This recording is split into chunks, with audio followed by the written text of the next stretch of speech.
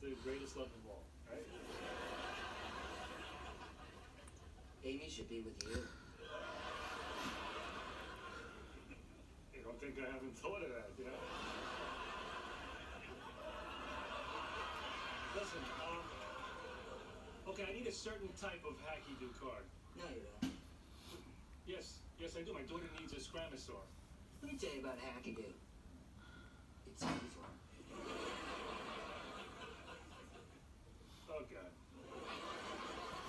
It's got no substance, no truth. It's like junk food for the mind. I need $65 worth of it. How old is your daughter? 7. 7. I'll tell you what she needs. Are you familiar with Little Lotta?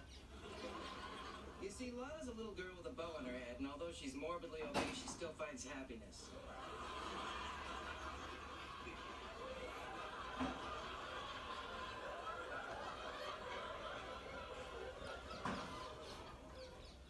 Do you have a partner? Talk to him about this? Don't you get it, you Long Island suburban automaton? You can't hear the truth over your lawnmower, man! Listen, Russell! Do you have a daughter? I have a snake. All right, well then you know what I'm talking about. I agree with you, Russell. Look, I hate this hacky-do thing, and I hated the last thing, and you know what? I'm gonna hate the next thing too. But when your daughter or your reptile looks up at you with those eyes, how are you gonna say no? Have you even given comic books a chance? Do you have a Scramasaur? I might. All right, I'm buying some comic books. There you go. Not justice, whether it is a work of art by Spain's fabled master weaver Diego. It was only the soft. The so-called Tower A, through which the inmates entered the concentration camp.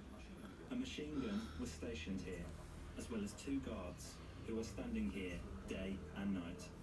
One of the model features of Sachsenhausen was that the guards standing up here were able to control the entire camp from this central point.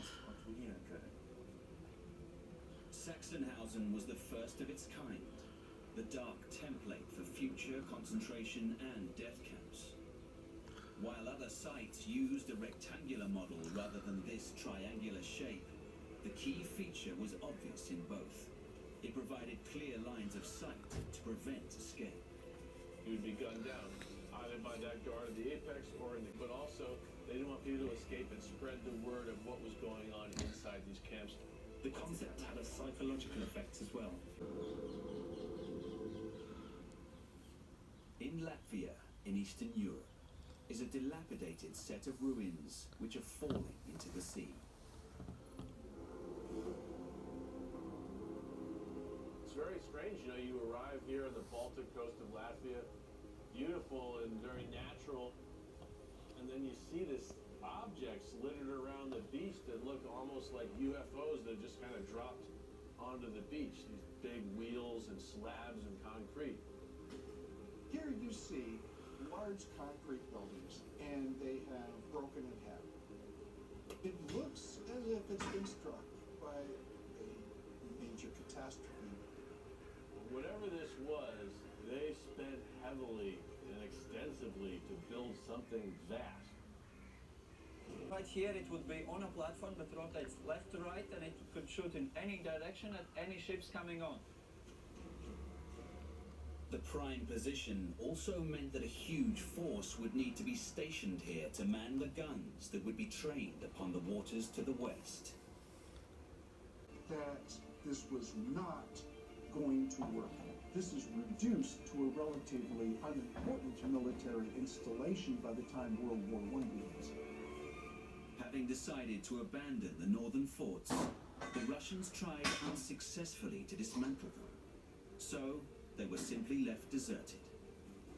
I think eventually, had the Tsar kept this fortress, World War I would have destroyed it anyway. I don't think there is a chance that this would have helped the Russians if they kept this. However, that was not the end of the story for this fortress.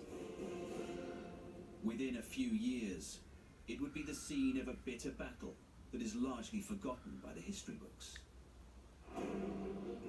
The story began in 1915 during World War I, when German forces stormed through Liepaja, capturing the city and the fortifications.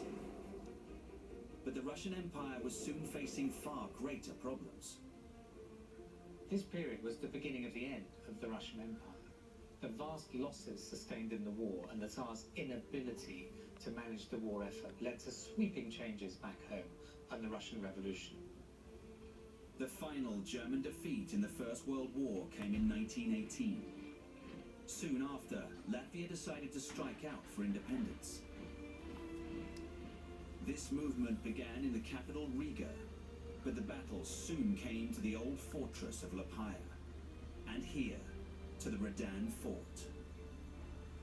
This little Latvian army that's fighting this kind of triangular conflict against the Soviets on the one front and these German troops coming out of Germany. So Latvian army knew that the Germans are coming, and they had to get ready for an attack. But the thing is, there were only about 50 of them here.